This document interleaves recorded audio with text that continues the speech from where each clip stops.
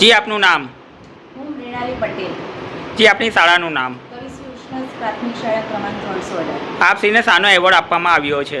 એક બેસ્ટ શિક્ષક તરીકેનો અને ડિસ્ટ્રિક્ટ તેમજ કોર્પોરેશન લેવલે સુરત રોટરી રિવરસાઇડ થ્રુ આપવામાં છે. જી શેના અનુસંધાનમાં આપવામાં આવ્યો છે? એક શિક્ષકની કાર્યશૈલી તેમજ શિક્ષક જગત અને શિક્ષણ સાથેનો સમન્વય અને સંબંધને અનુસંધાને આપવામાં આવેલો છે. તેને કન્સિડર કરીને આ એવોર્ડ આપવામાં આવેલો છે. કોના દ્વારા આપશ્રીને આ એવોર્ડ આપવામાં આવ્યો છે?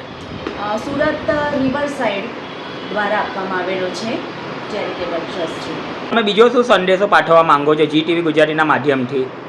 એક એ સંદેશો આપું છું, એક ભારત દેશમાં અત્યારે જે એક દ્રષ્ટિ છે તેના વિશે હું કહેવા માગું છું કે અમારો જે સમારોહ હતો તે સમારોહમાં ગવર્નર શ્રી જે આવેલા હતા, 3060 ડિસ્ટ્રિક્ટના ગવર્નર શ્રી આવેલા હતા, તુષારભાઈ શાહ, કે જેમણે એક સરસ વાત કહી છે અને ખરેખર સાંભળવા જેવી છે કે એક રોટેરિયન જ્યારે જાપાનમાં જાય છે ને એક વ્યક્તિને પૂછે છે કે તમારા દેશમાં શિક્ષક દિન ક્યારે ઉજવાય છે, ત્યારે તે વ્યક્તિ કહે છે કે અમારા દેશમાં શિક્ષક દિન ઉજવાતો નથી હોતો, પરંતુ ચાલો હું મારા દેશને શેર કરાવું છું. અને લઈ જાય છે ને બસમાં બેસાડે છે ત્યારે તેમને બતાવવામાં આવે છે કે આ જે સ્પેશિયલ સીટ છે તે એક શિક્ષક માટે છે.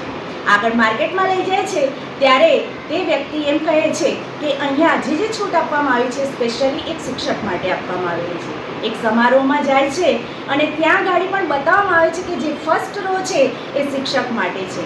એટલે કે ડગલે પગલે કે એક સ્ટેપે એક શિક્ષકનું સન્માન થાય છે.